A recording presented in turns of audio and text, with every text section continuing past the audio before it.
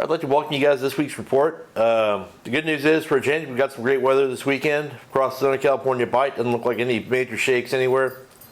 Should be able to go where you want to go and pitch for what you want to pitch for. So that's nice to not have to start the week with a wind report. Anyway, let's go to the map and head on up to the Channel Islands. The sea bass are biting again up there for the boats fishing up there. Those full day trips are really waylaying those fish. Seems like limits a few days in a row earlier this week to get them on artificial lures as well as live bait. Again, they're driving around finding these fish on the sonar or up and down, dropping baits on them. Getting a few halibut as well, but I don't know how easy it is for skips to do, but if you want to go up there and have a good shot of them, I'd go on a sport boat. Got good water conditions up there. The bass should be biting if you're into doing that. Yellow banks or around the front. Time of year where you go fish crankbait or weedless swim bait, probably do pretty well up shallow. Haven't heard much along the beach up that way. Still get some rockfish with boats fishing them, but I think the big thing up there is sea bass. Heading down the coast to San Clemente Island. There's been some squid over there and some sea bass on it. Overnight boats have been doing good on sea bass. My friend Val Hansis got a nice one on a Fibbers charter earlier this week on a Fury out of Dana Point. That should be good fishing this weekend. Probably got a shot of the yellow if you're fishing on the backside east end or anywhere at the front. Those sea bass seem to be on the backside west end area, middle of the island. I'm sure the bass fishing's good over there right now as well. Got decent weather. Might be a good weekend to make a run out there if you're a bass guy looking to do something different. Heading into Catalina. Fishing's pretty steady out there. Still not great. Bass are biting. Bonita are biting. The native sun guns are pretty good bonita fishing the other day. Ended up with a bunch of those nice sized fish late in the day after a slow morning. Yeah, it's kind of status quo. There's still some sea bass being caught over there. And bass, bonita, stuff like that. You got a shot of the yellowtail as well. But that's pretty much standard Catalina this time of year. Heading into the beach, we've got some good news for a change. The fish are actually biting. Last couple days, the Victory has had limits of sand bass for their pastures in the morning, and it sounds like those fish are starting to act like spawners, or already at least getting together in a pre-spawn type of deal here. It's been a long time since we've had a full-blown sand bass spawn on the flats, but the fish are acting like they're staging up to do that. And when I say staging up, these fish gather on hard bottom areas. On the edge of the horseshoe kelp, there's stuff around Isers, there's stuff outside of there. I would look at your chart and look for areas that got a few rocks scattered, stuff like that, adjacent to mud, and there's usually hard bottom around that. I know there's a bunch between a horseshoe and Isers and stuff like that. And this time of year, you can go out to those hard bottom areas and just meter around. You'll find schools of sand bass. When you find them, they're usually pretty willing to bite because they're feeding before it's time to go do their thing. So if I was to go sand bass fishing or deeper water calico fishing, whatever, I'd look around that east end of the horseshoe, out to Isers, stuff like that, and the hard bottom areas around there. You might find a grouped up spot of sand bass and load up, and hopefully these fish are the first wave of some real spawners that come in and we get back to some good old sand bass fishing so that the half day boats give the sculpin a break for a change and catch something else. Speaking of giving the sculpin a break, they've been catching some barracuda in the afternoons on the horseshoe as well, and no big numbers, but they're getting some schools with them. There's a lot of barracuda and Palos Verdes as well. I fished up there 2 days this week. I fished yesterday, Wednesday, and I fished Saturday. Saturday I fished from Point Furman all the way up around to Rocky and back down. Probably had about 50 fish on the weedless. Yesterday we didn't launch till 1:30 in the afternoon. We fished for about 3 hours, probably had 20-25 fish on weedless swim baits and surface iron.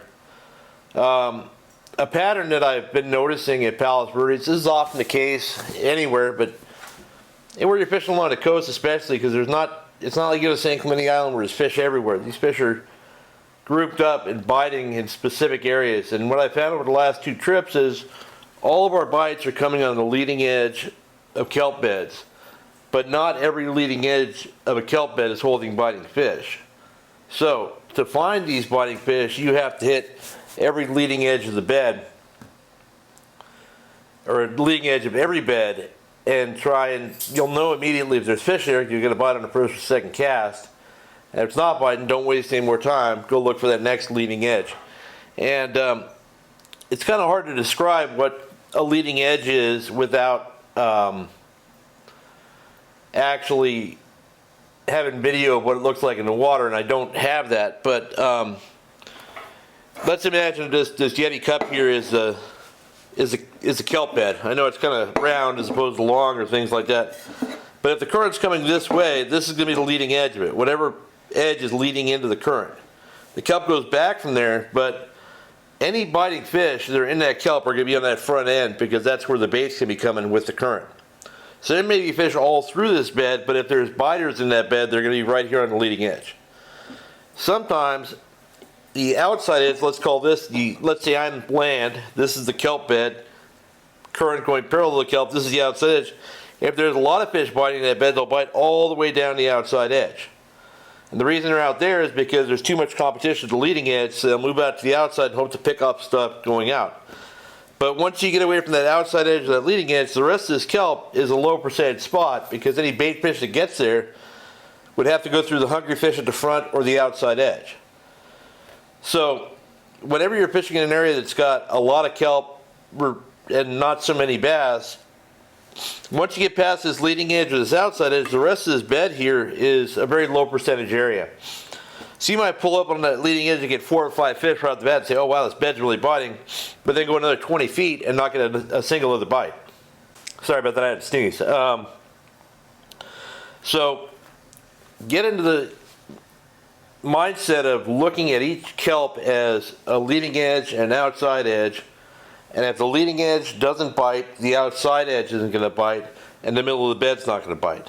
So if you pull up and you make a few casts on the leading edge, and you don't see a fish follow you or get a bite or anything like that, there's a very good percentage you're not going to get a bite the rest of that bed. But if you do pull up on a leading edge and it is biting, once you get past that leading edge, don't drift right into the thick kelp. Instead, drift to the outside of the kelp so you get the outside edge of it. And if you're not getting bit on the outside edge of that bed, then there's no reason to go any further either, because it was just fish on the leading edge.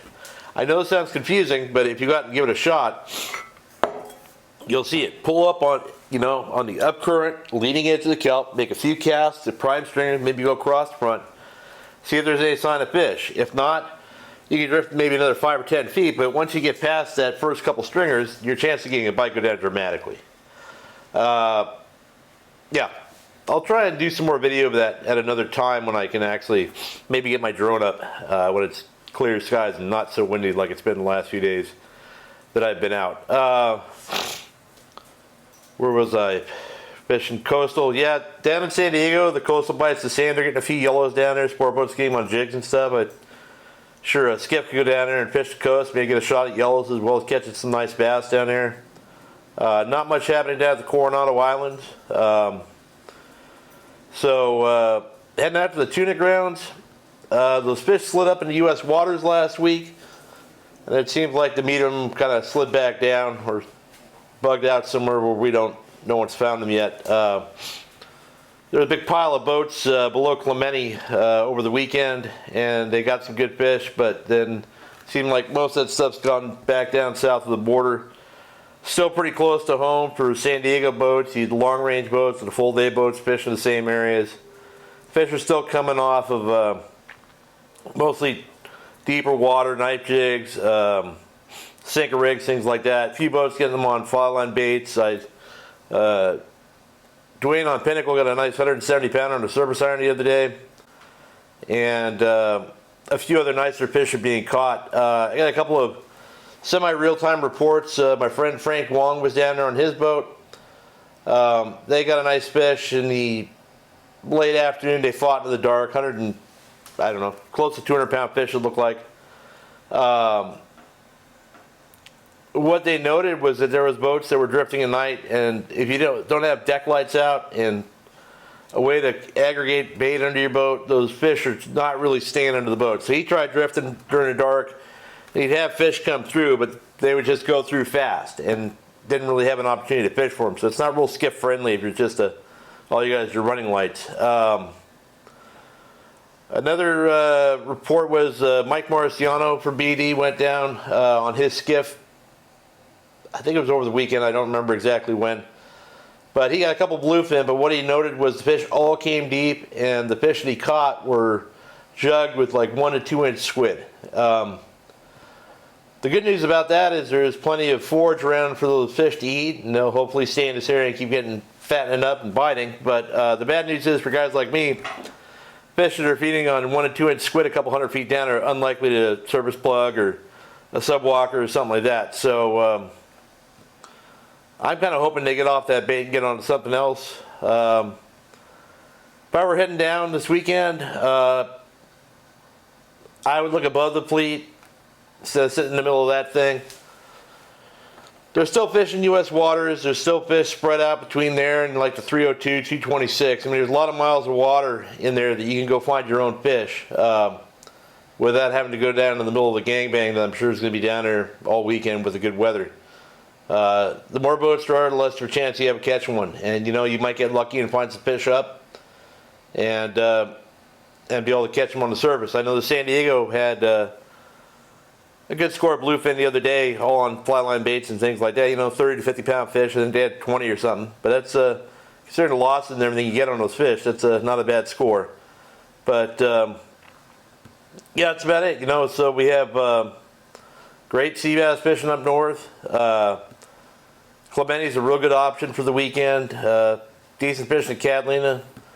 The coast is good enough right now that I'll probably just fish there again this weekend if I go, rather than spending the gas money to run to Clementi. But yeah, that's about this week. That's about it for this week. Have fun and good luck if you're fishing.